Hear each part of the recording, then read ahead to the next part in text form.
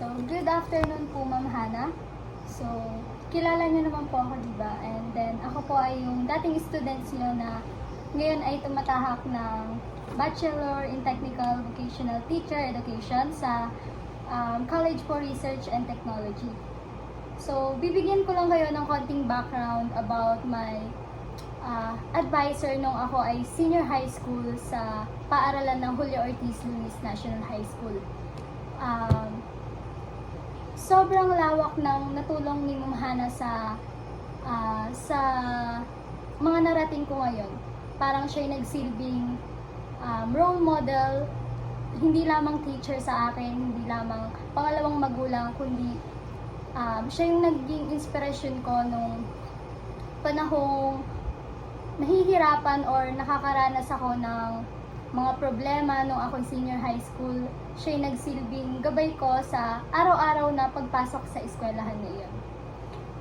So, si Ma'am Hana din ay isa sa naging coach ko nung ako ay nagko-compete or lumalaro ng badminton nung ako ay senior high school. Si Ma'am Hana, nakasama ko siya ng I think mga 2 years siguro sa senior high school kasi siya ay isang bagong teacher pa lamang and siya ay from Tarlac. So, nakita ko si Ma'am Hana na parang hindi siya parang bago sa akin. Parang the way siya magturo, parang sobrang professional and parang alam mo yon yung parang wala ka nang kailangang itanong or i-doubt na parang matuturuan ka ba ng teacher na to, matututo ka ba sa kanya kasi ang pinapakita niya is sobrang mabibilib ka talaga na to the point na ipe-pursue mo yung pag-aaral mo at ibibigay mo yung best mo para sa magulang mo. Then, so yan, ma'am. Wow, nakaka-touch naman yun, Jessa. So, What an intro. Thank you, po. Jessa. So, ayun, Ma'am Hana, i-interviewin po sana kita about your profession bilang teacher. So, ma'am, may hinanda akong questions sa'yo. So, ready ka na po ba? Ito po siya. Ready na ready. Ready. So, yan, ma'am. What inspired you to pursue teaching as a profession, Ma'am Hana? Okay. What inspires me to pursue teaching? To give you a brief background about this. Teaching is not my first profession. My first degree is a public administration. Public administration trained to become government officials and employees.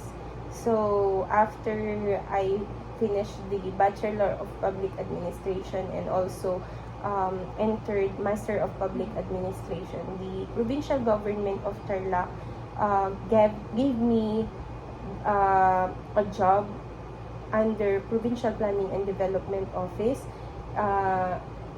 At first, I am happy to do that because it is what I am trained to be in the government. But as time goes by, I felt exhausted because of so many things under the government ring. And then I jumped out in the government and moved into Tarlac Chamber of Commerce and Industry. It is an association of businesses in Tarlac that gives opportunity linked with the government so that they have the voice under the government side. But even though I have a good salary and good position under the Tarlac Chamber, it is, I think, there is still missing in my part. So, after I gave birth to my firstborn, my daughter, that is the time that I reminisce what I want in life, and then God gave me a sign to pursue teaching.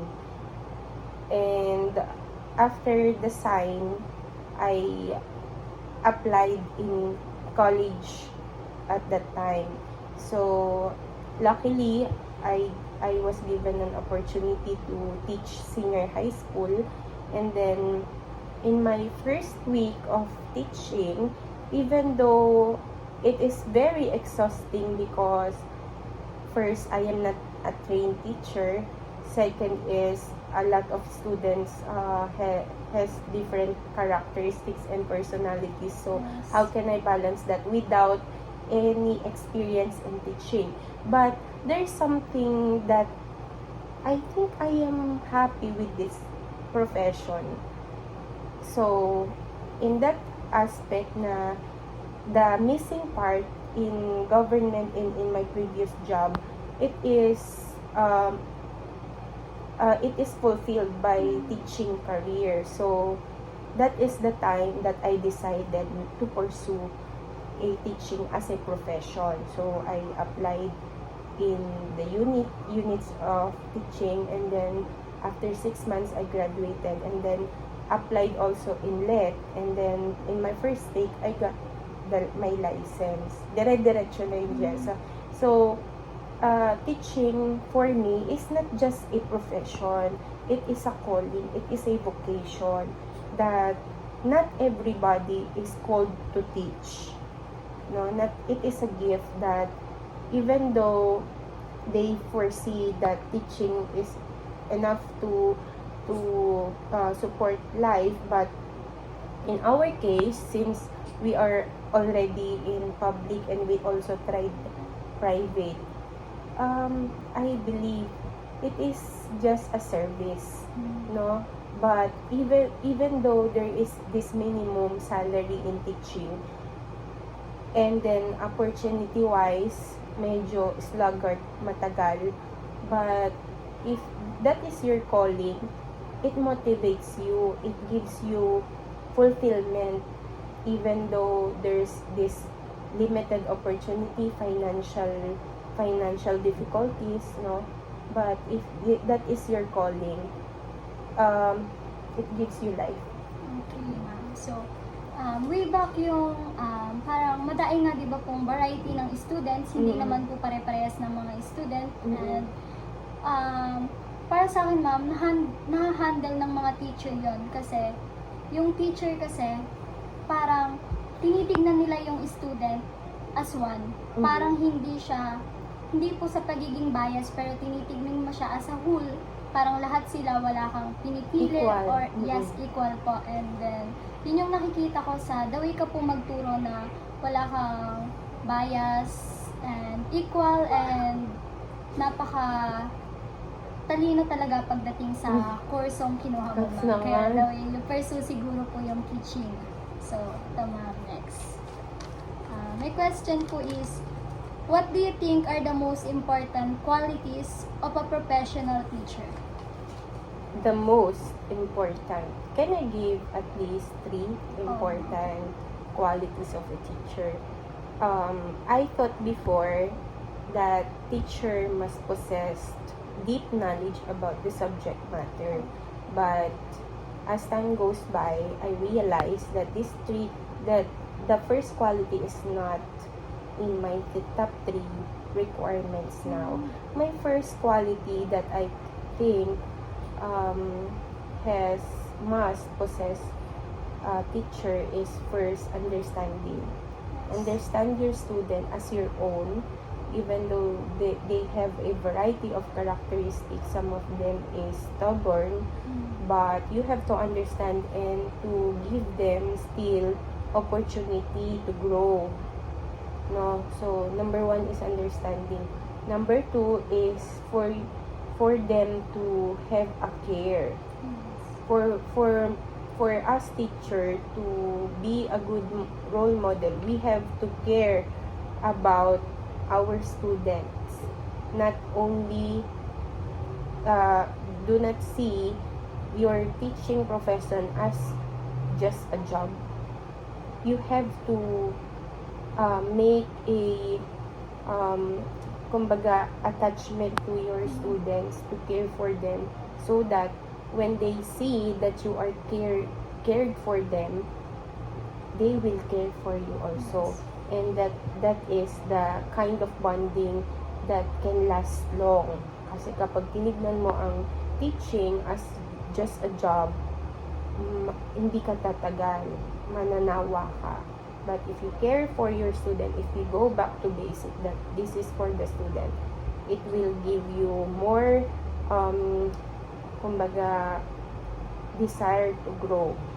Yes. Number 3 is a continuous learning. Yes. As a teacher, we are, even though we pass the board, do not think that you already know all. Because the learning is a lifelong journey. So as a teacher, you have to understand that you have to grow. You have to learn more on the things, not only on your professional theories na yung subject matter mo, but also learn about the skills that you can also share to your students. So for example, at that time, I am coaching badminton, and I'm happy because I was able to coach badminton, but there is opportunity for me to grow on technical official in the tennis. So I've learned tennis even though it's not my first sports. And then I've learned how to communicate to different work immersion partners. So it is a skill. So as a teacher, you have to make yourself open to learning. So that is the 3 qualities: understanding, care, and continuous learning. So, yun ma'am. Tama ka naman po na 3 yung qualities na yun. Pero ma'am, para sa akin, siguro, pwede mo ding idagdag yung patience. Yes, Kasi ma'am, patience. pag teacher ka, di ba, kailangan ng mahabang pasensya. Sobra, Kasi oo. iba-iba nga yung ugali ng mga Mm. students na tinuturuan mo. Mauubos at mauubos ka din. Pero I think, as a teacher, kailangan mong maging professional lagi. Yes, patience. That Yes, is ma'am. number 1 One. talaga. Next, ma'am, is how do you handle challenges in the classroom, especially with difficult student or limited resources? Okay, how do I handle difficult students? I gave them first chance, second chance, third chance. If they are not following my instruction in the third chance, that is the time that I lost my patience during my first entry in teaching. But as time goes by, you have to learn that you have to be patient forever on your students. But make sure, aabusuhin ka kasi nila pag patience Yes. lang ng patience. Before patience, kailangan mag-set ka ng rule, Jessa. Remember, in my first year, when I, yung advisor mo ako, Yes, ma'am. what I did in my first class is, I set